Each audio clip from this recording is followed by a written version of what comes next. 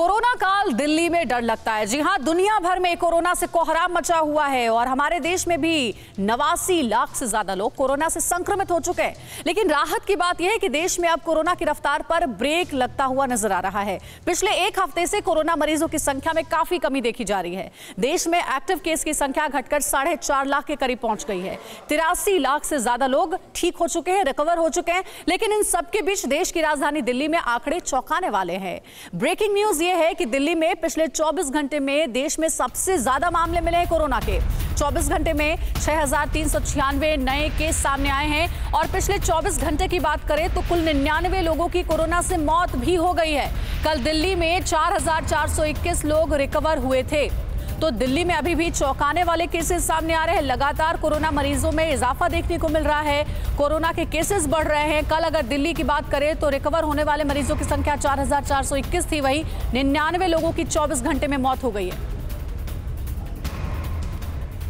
बड़ी खबर यह भी कि दिल्ली में कोरोना के डेंजर जोन में होगा डोर टू डोर सर्वे और स्वास्थ्य मंत्रालय की बैठक में यह फैसला हुआ है कि डोर टू डोर सर्वे अब होगा। सर्वे के लिए 9,500 लोगों की टीम की आवश्यकता होगी।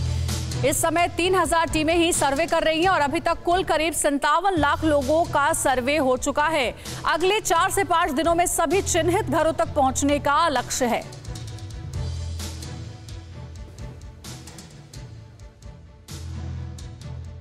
तो दिल्ली में कोरोना संक्रमितों की संख्या में इस महीने तेजी से बढ़ोतरी हुई है। बात अगर हम आंकड़ों की करें तो 24 घंटे में नए केस 6,396 हो गए। आपको हम देखिए ये इंफॉर्मेशन वॉल में हम आपको दिखाएंगे कि डेटा क्या है इस वक्त का दिल्ली में कोरोना काल और पिछले 24 घंटे का आंकड़ा क्या कहता है। कुल नए केस जो सामने आए हैं 24 घंटे में वो हैं 6,396 ये संख्या है और स्वस्थ यानी ठीक होने वाले लोगों की संख्या है 4,421। और कोरोना की वजह से दिल्ली में कुल कितनी लोगों की मौत हुई है उसकी संख्या आप देख सकते हैं 99 है, 100 में सिर्फ एक कम। अब दिल्ली में देखिए एक्टिव केस कितने हैं। 42,004 ऐसे केस हैं जो कि एक्टिव केस है कोरोना के और कुल केस हैं लगभग 4,95,598 और अब तक दिल्ली की सिर्फ दिल्ली की बात आपको बता रहे हैं कुल कोरोना से मरने वाले लोगों का आंकड़ा है 7,812 का। तो दिल्ली में अभी भी चिंता का सबब बना हुआ है कोरोना। रिकवरी रेट की अगर हम बात करें तो रिकवरी रेट है 89.94%। डेथ रेट है 1.58% जो कि हालांकि कम ही है लेकिन फिर भी चिंता बढ़ाने वाले केसेस लगातार सामने आ रहे हैं और एक्टिव केस की संख्या है 8.47%। तो ये दिल्ली का ही हम आपको डेटा बता रहे हैं क्योंकि दिल्ली में जो मुख्यमंत्री केजरीवाल है वो बहुत जल्द ही एक बड़ा एक्शन लेने वाले हैं क्योंकि कोरोना को अब जड़ से उखाड़ना और इसके लिए कुछ बड़े बदलाव किए जाने जरूरी हैं। दिल्ली में कोरोना की रफ्तार भले ही तेज हो गई हो लेकिन देश में हालत बेहतर हो रहे हैं। कोरोना संक्रमण की रफ्तार पर ब्रेक लग गई है और ये काम लगातार तेजी से होता हुआ दिख रहा है। आंकड़ों की अगर हम बात करें तो 24 घंटे में कुल केस जो है वो 38,478 सामने आए हैं। ये हम आपको पूरे देश भर का 24 घंटे का डेटा बता रहे हैं और रिकवर होने वाले मरीजों की संख्या है 44,671 और देश भर में 24 घंटे में यानी एक दिन में 471 लोगों की कोरोना की वजह से मौत हो गई है। तो पहले हमने आपको दिल्ली का डेटा बताया और अब उसके बाद देश भर का डेटा हम आपको बता रहे हैं। अब देखिए एक बार फिर से नजर डालिए कि एक्टिव केस कितने हैं। एक्टिव केस की संख्या है 4,46,657 और कुल केस हैं 89,12,704। ये कुल केस हैं जो अभी तक सामने आए हैं और देश भर में अभी तक कोरोना की वजह से बताया जा रहा है कि 1,31,031 लोगों की मौत हो गई है। तो ये तो कोरोना का पूरा आंकड़ा हमने आपको बताया है लेकिन दिल्ली में एक और सियासत जमकर हो रही है और वो हो रही है छठ पर्व पर लेकर। कोरोना संक्रमण से बचाने के लिए सरकार मास्क और सोशल डिस्टेंसिंग पर खास जोर दे रही है। सार्वजनिक स्थलों पर भीड़ भाड़ रोकने के लिए खास इंतजाम किए जा रहे हैं और दिल्ली समेत कई ऐसे राज्य हैं जहां छठ पूजा के सार्वजनिक आयोजन पर रोक लगा दी गई है। दिल्ली में लगातार बीजेपी और आम आदमी पार्टी एक दूसरे को टारगेट कर रही है कि छठ पूजा को लेकर के दिल्ली सरकार की ओर से रुख साफ नहीं किया गया है। तो छठ पूजा के मुद्दे पर सियासी हट भी दिल्ली में शुरू हो गई है। सार्वजनिक स्थलों पर छठ पूजा के आयोजन पर लगी रोक हटाने के लिए बीजेपी के पूर्वांचल मोर्चा ने कल मुख्यमंत्री अरविंद केजरीवाल के आवास के सामने विरोध प्रदर्शन किया है। उसी की तस्वीरें आपको दिखा रहे हैं।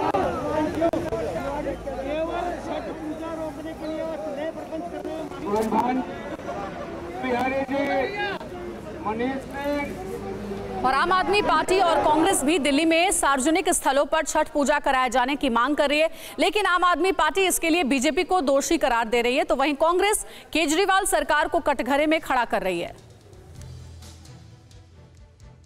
के पास ना तो घर है ना छत है, वो कहाँ जाएंगे, लेकिन पूजा तो उनको करना है, छठी मैया में आस्था तो उनको है।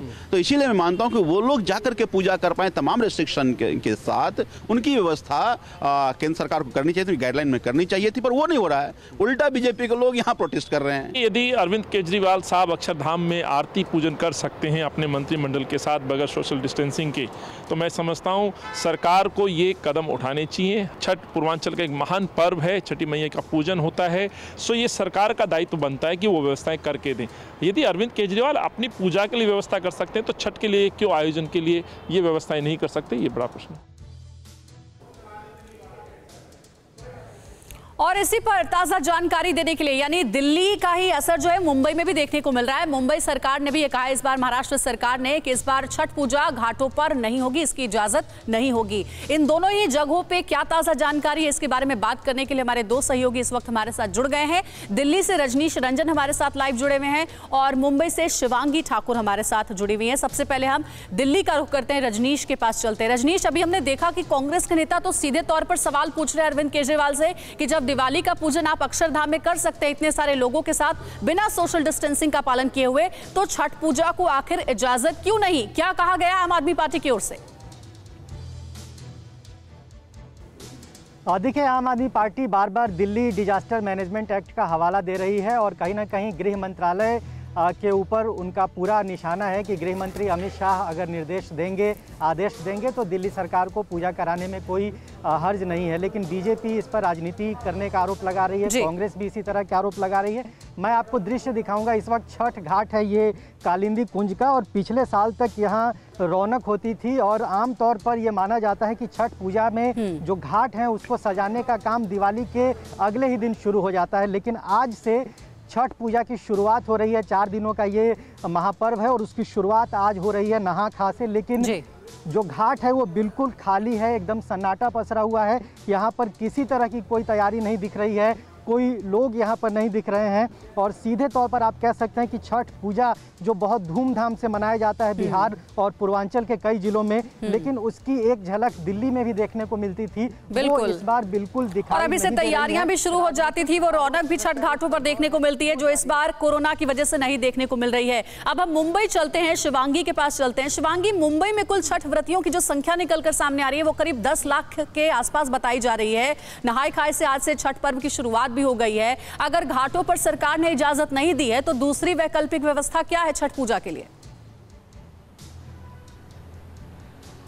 देखिए अंजलि, कल देर शाम बीएमसी ने एक गाइडलाइन जारी की है। हालांकि जो छठ व्रती थे वो काफ़ी नाराज़ थे क्योंकि नहाय खाए आज से इस पावन पर्व की शुरुआत हो रही है और कल तक दोपहर तक उन्हें पता ही नहीं था कि घाट पर जाने का मौका जो है वो मिलेगा या नहीं। लेकिन लोग अपनी तैयारी कर रहे थे। कल देर शाम बीएमसी ने गाइडलाइन जारी की है, उसमें साफ तौर पर कहा है कि समंदर किनारे, नदी किनारे, तालाब, इन सब जगहों पर, सार्वजनिक जगहों पर जो छठ व्रती हैं वो पूजा नहीं कर सकती। लेकिन आर्टिफिशियल पॉन्ड बनाए जा सकते हैं जिस इलाके में वो रह रहे हैं, लेकिन इसके लिए भी उन्हें बीएमसी से बाकायदा परमिशन लेना होगा। अगर कोई भी व्यक्ति बिना परमिशन के ये पॉन्ड बनाता है तो उस पर भी कार्रवाई की जाएगी। और पॉन्ड बनाने के साथ साथ बीएमसी के अधिकारी वहां मौजूद रहेंगे, मुंबई पुलिस के अधिकारी वहां मौजूद रहेंगे, ये देखने के लिए कि बिना वजह भीड़ ना हो। साथ ही आपको बता दें कि मुंबई जैसे शहर में यही एक दिन होता है, यही एक मौका होता है, यही एक त्यौहार होता है जब उत्तर भारत के लोग, उन्हें एहसास होता है कि वो अपने क्षेत्र से दूर नहीं है।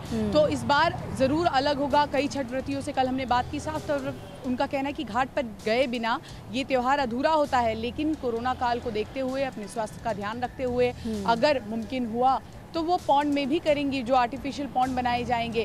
कई लोग ऐसे भी थे जो काफ़ी नाराज़ लगे। इस पर सियासत भी शुरू हो गई। बीजेपी ने महाविकास आघाड़ी को पूरी तरह से घेरा है और कहा है कि परमिशन दिया जाए। साथ ही आपको बता दें, कांग्रेस के बड़े नेता संजय निरुपम, जो कि बड़े तौर पर जुहू चौपाटी पर छठ का कार्यक्रम करते थे, अब उन्होंने कह दिया है कि वो खुद इस साल घर से करेंगे। तो ऐसे में जो लोग उम्मीद लगा रहे थे कि नेता कुछ करेंगे, वो भी अब नेता अपने घर से छठ कर रहे हैं और उन्होंने लोगों से अपील की है कि लोग भी अपने घर से छठ पूजा को करें। आज से शुरुआत हो रही है और देखना होगा कि ये मुद्दा और कहाँ जाता है, क्योंकि अभी भी सियासत इस पर तेज है। बिल्कुल। लेकिन जो छठ व्रती हैं, बिल्कुल शिवांगी, दिल्ली से लेकर के मुंबई तक छठ पूजा की तैयारियों पर सियासत चल रही है और अभी तक रुख साफ नहीं किया गया। ऐसे में आज से छठ पूजा की शुरुआत भी हो गई है नहाय खाए के साथ, तो इसीलिए लोगों से यही गुजारिश है कि अपने घरों पर ही आप छठ पूजा ठीक ढंग से करें। कोरोना की वजह से ये सावधानी बहुत जरूरी है। बहुत शुक्रिया करना चाहेंगे आप दोनों का, रजनीश और शिवांगी, पूरी जानकारी हम तक पहुंचाने के लिए। तो छठ पूजा के लिए मुंबई में भी श्रद्धालुओं में काफी उत्साह देखने को मिल रहा है, लेकिन सार्वजनिक स्थलों पर पूजा की पाबंदी से श्रद्धालु काफी मायूस भी हैं।